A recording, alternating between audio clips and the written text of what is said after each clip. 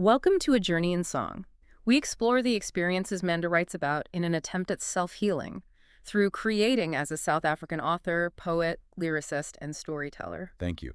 It is really good to be here today for this one. Yeah, I'm glad you're here because this one is intense.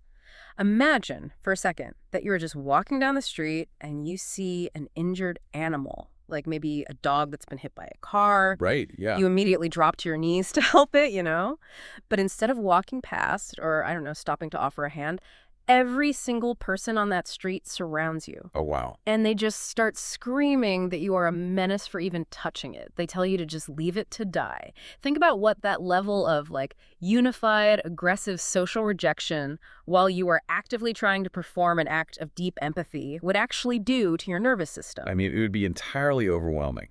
You are dealing with two completely conflicting extremes of the human experience simultaneously. Exactly. And that tension, that exact tension, is the core of our deep dive today.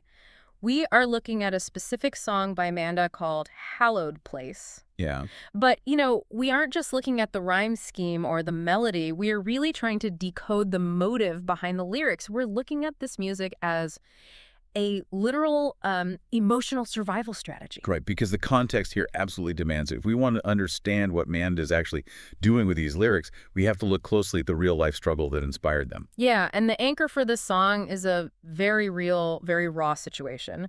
Manda wrote this for a close friend of hers. Okay. This friend lives in a small town, and she's taken it upon herself to care for a local feral cat colony. Out of her own pocket, right. Yes, mostly using money out of her own pocket. She is out there trying to feed and look after these really vulnerable creatures, but the townspeople, they do not see her work as helpful or noble at all. They hate it. They really do. They show this deep, visceral animosity toward her and the cats.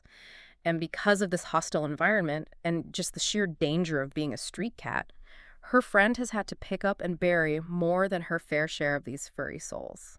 It's just devastating. It is. And Manda was actually there. She personally witnessed these traumatic incidents, the cruelty of the neighbors, the emotional toll it took on her friend, and the grim reality of literally scraping what was left of these animals off the side of the road. Which is exactly why we have to establish a really rigorous analytical standard for this conversation today. We aren't doing like a surface-level poetry reading here. No, definitely not. We are going to examine the neurobiological, somatic, and psychological variables that are at play in this exact scenario, like Huberman or Peterson style. No fluff. Right. We really need to dig into the science of it. And we do. Yeah. Because we have to ask the difficult questions, like how does a person survive the intersection of profound, isolating empathy and intense social rejection? When your entire environment actively despises the very thing that gives your life meaning, how do you physiologically keep your moral compass intact without your nervous system just entirely collapsing? It's a massive question. And Manda, she just throws us right into the deep end of that hostility from the very first lines of the song. She doesn't ease us in at all. No, she really doesn't. She translates the town's hatred into this overwhelming chorus of condemnation. Just listen to the cacophony in this opening stanza. She writes, "It's a disaster," said the one, "a huge problem." Yeah. And then, "It's a bloody mess." And then it gets worse. "She should be hung." Wow. Right.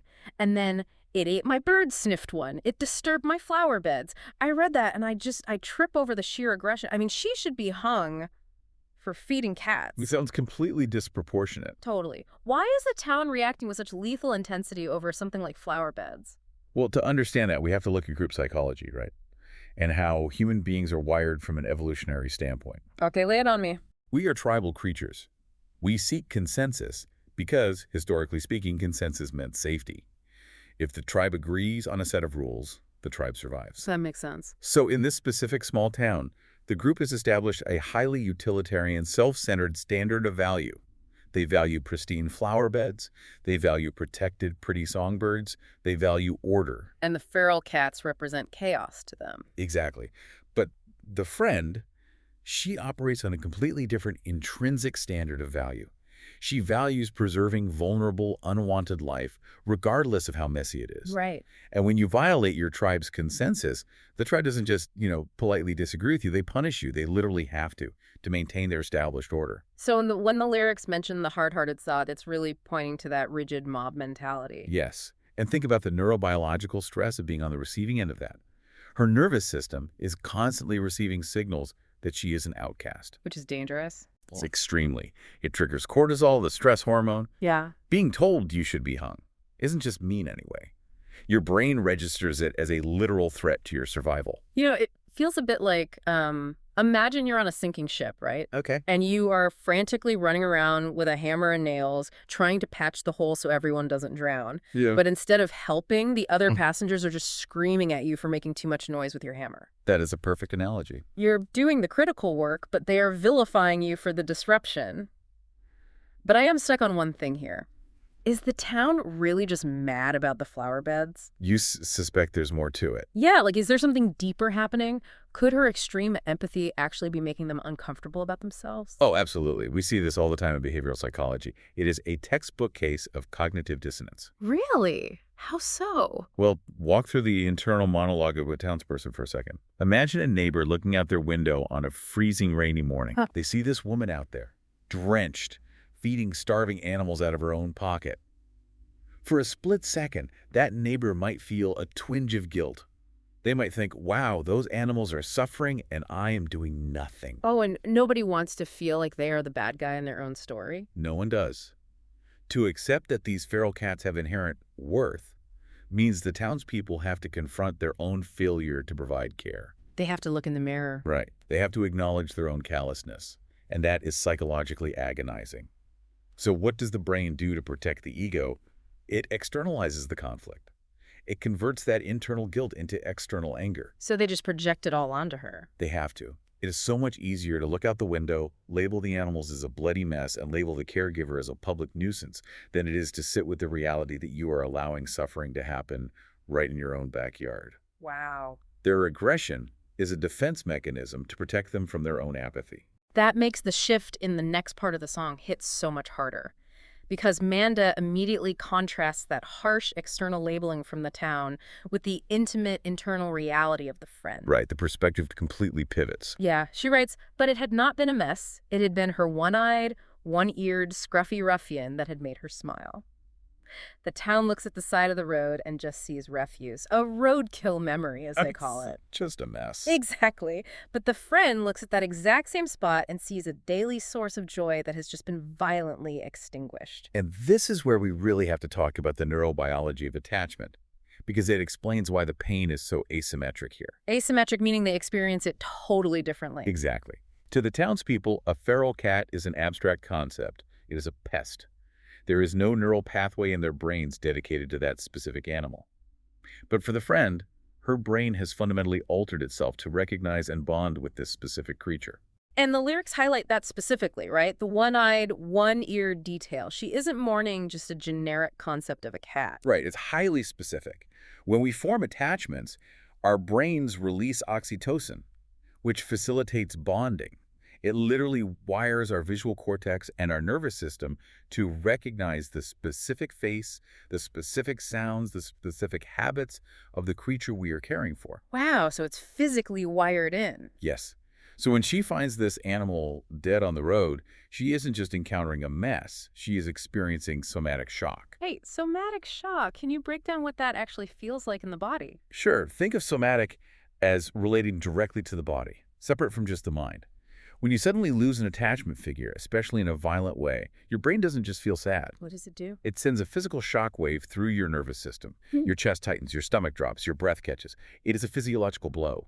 Your body is thrust into acute trauma because a piece of its social regulatory system has just been ripped away. And what makes that so uniquely devastating in this scenario is that she is experiencing this intense physical trauma while standing in a town that completely dismisses the event as trivial. Exactly. Imagine your body screaming that you have just lost a loved one, and everyone around you is rolling their eyes and saying, "Good riddance, it was a pest." That sounds crazy-making. It is. The dissonance between her internal physical devastation and the external environment's total apathy is a fast track to psychological fragmentation. But, notice how she fights back against that fragmentation in the lyrics. I was really struck by the language here. She calls it her scruffy ruffian. Yeah, I love that phrase. She doesn't just refer to it as a cat, and she certainly doesn't adopt the town's language of a bloody mess. She uses this incredibly fun, almost playful, highly personalized moniker. Why use such playful language for something so grim? Because language is structural. The words we use don't just describe our reality, they really help build the neural frameworks of how we encode memories and process emotions. Oh, interesting. When the town calls the dead animal a bloody mess, they are engaging in linguistic deanimalization. They are stripping a living being of its subjecthood and reducing it to trash. It's much easier to ignore trash. So by insisting on calling it her scruffy ruffian, she's actively rejecting their version of reality. Yes, it operates as a cognitive shield. By clinging to this highly individualized, affectionate label, she preserves the dignity of the animal in her own mind. She's maintaining the integrity of her empathy. That's powerful. Every time she uses that phrase, she is sending a signal back to her own nervous system. She's saying, I know what this was. This was not garbage. This was a life that mattered. It is a vital act of cognitive resistance. She refuses to let the mob's vocabulary override her personal truth. And that cognitive resistance, that refusal to give in to the town's narrative, it doesn't just stay in her head. It moves into a deeply physical act in the final stanzas of the song. It has to. Right, because we've established this profound bond and the trauma of it being severed. Now, the deep dive takes us into how a person actually processes a trauma that society flat out refuses to validate. Manda writes, they did not see the tears on her face as she gathered the remnants of her four-pawed scruffy ruffian. Yeah. She takes him to her special place, her hallowed place, to lay him to rest next to all the other scruffy ruffians. This brings us to a crucial concept in clinical psychology known as disenfranchised grief. Disenfranchised grief, meaning like grief that doesn't have the right to vote. How does that apply here? Basically, yes. Yeah. It means grief that is not acknowledged, supported, or validated by the society around you. Think about how we traditionally handle death. Okay. We have highly structured, socially sanctioned rituals. We have funerals, wakes, people bring you casseroles, they send cards. Right, there's a whole script for it. And those scripts exist for a biological reason. They help the human brain process the reality of loss.